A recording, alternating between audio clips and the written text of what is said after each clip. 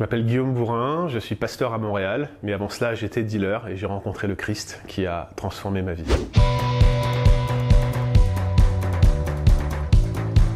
Tout d'abord, moi j'ai commencé comme simple consommateur, mais j'avais pas spécialement d'argent pour consommer de la drogue, donc il a fallu rapidement que je trouve des solutions. Et donc j'ai commencé à acheter de la drogue et à la découper, à la répartir en petites quantités, en plus petites quantités pour mes amis. L'effet pervers en fait de cette pratique, c'est que j'ai commencé à en consommer plus. Et par conséquent, j'en avais besoin toujours de plus. Mon business a pris une vraie ampleur. Et là, j'étais vraiment enfoncé dans un milieu criminel beaucoup plus fort que quand j'étais devenu moi-même un drogué. Ça m'a dépassé, j'avais le sentiment d'être en contrôle. J'étais contrôlé par la drogue en réalité. Je pensais avoir le contrôle de ma vie, j'avais beaucoup de fierté de ne pas être comme ces gens qui vont au bureau tous les matins et qui s'imaginent qu'ils sont maîtres de leur existence. Moi, je pensais être réellement maître de mon existence et je me disais que si un mal m'arrivait, au moins j'avais mon orgueil, au moins j'avais ma réactivité, au moins j'avais entre mes mains les moyens de me défendre moi-même et que j'étais meilleur que les autres à cela. J'avais l'impression, pour essayer de métaphoriser mon propos là, d'envoyer des sacs poubelles dans l'espace comme si je pouvais le remplir de déchets en quelque sorte. Et c'est ce qui m'a amené un petit peu à combler mes douleurs, ma souffrance, mon inquiétude, mon angoisse par l'usage de drogue. En 2003, une personne qui vendait de la drogue pour moi se fait arrêter, me dénonce, ne connaissait pas mon identité, donc dénonce un endroit où je me réunissais pour la rencontrer. Et dans cet endroit, elle arrête deux autres personnes avec de la drogue. Tout le monde me dénonce et je la prends.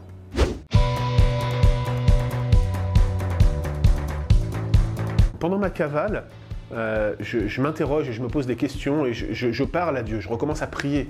Et je lui dis, écoute, je sais ce que je dois faire depuis des années et je ne le fais pas, je m'en sens tellement incapable. Mais maintenant, regarde, sors-moi de cette galère et je te promets que je vais te suivre, que je vais lire la Bible et que je vais m'y conformer. Alors j'étais en train d'entamer une démarche avec Dieu de type donnant-donnant, comme si moi je pouvais donner quelque chose à Dieu, mais manifestement je ne le pouvais pas. Et lorsque je me suis rendu en prison, j'en ai même oublié ma Bible que j'avais prévu d'emmener et de lire. Dès mon premier jour, j'ai rencontré un homme qui était incarcéré comme moi, qui m'a prêté une Bible et j'ai commencé à la lire.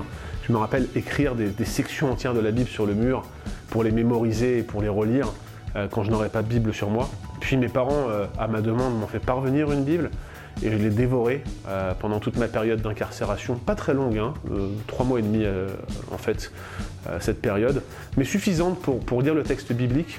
J'étais incarcéré avec un monsieur qui avait commis des braquages, qui venait de la communauté des gens du voyage, et lui aussi était très intéressé à lire le texte biblique avec moi. On lisait ensemble, et dans cette prison, il y a eu comme vraiment une illumination où je comprenais que Dieu venait à ma rencontre. Pour autant, la seule chose à laquelle je pensais, c'était la vengeance, récupérer l'argent que j'avais perdu, me venger de ceux qui m'avaient dénoncé. Et c'est vraiment dans cet état d'esprit que je suis sorti de prison. Quelques jours après ma sortie de prison, je rencontre une des personnes qui m'avait dénoncé et je la menace. Je lui explique que les choses vont aller très mal. Je le menace de lui prendre la vie, de le tuer. Cette personne prend peur, commence à engager des démarches, notamment de prendre un crédit pour me payer cette somme faramineuse que je lui demandais. Et dans cet intervalle-là, je priais pour revoir un chrétien qui s'appelle Joël, que je n'avais pas vu depuis 8 ans. Et un soir, alors que je suis chez moi, tenaillé par l'angoisse, le fait que j'étais sous contrôle judiciaire, mon affaire n'avait pas encore été jugée, j'étais en train de menacer quelqu'un de mort et de lui extorquer des fonds. Je pensais que si je me faisais arrêter par la police à nouveau, j'allais prendre 10 ans de prison, j'étais pas prêt à cela, pour être franc. On cogne à la porte, et j'ai ce pressentiment là que peut-être vous avez déjà eu quand quelque chose de dur va vous arriver, je me dis, c'est la police. Et j'étais chez mes parents et je dis à ma mère, je m'en souviens encore, je lui dis, n'ouvre pas. Et je me prépare à me sauver par les toits, un peu comme dans les films là sur Netflix, vous voyez. Elle ouvre la porte, elle me dit, oh bonjour Joël. Et je vois cet ami que je n'avais pas vu depuis 8 ans. Alors c'est le choc, j'en ai les jambes coupées. Je m'assois, il s'assoit avec moi, et puis on discute. Et je lui raconte un petit peu toute mon histoire, les prières avant d'aller en prison, le fait que j'ai pensé à lui quand j'étais en prison. Et il me dit, je crois que c'est Dieu qui te cherche. J'avoue, j'étais pas convaincu, mais le dimanche suivant, j'étais à l'église.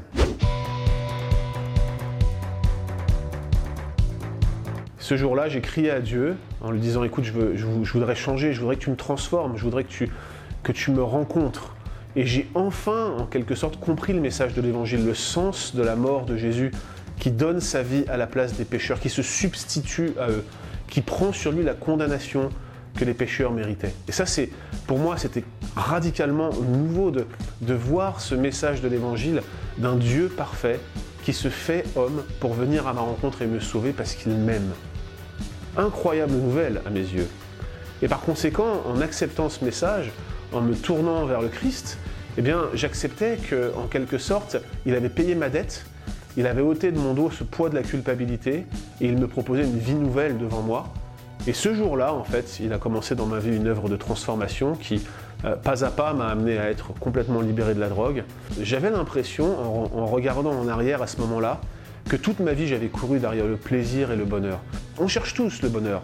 Et je le cherchais au travers de cette quête de pouvoir, de cette quête d'argent, de ces plaisirs, de la drogue, de l'alcool à l'excès, en me disant que l'enivrement allait me faire du bien.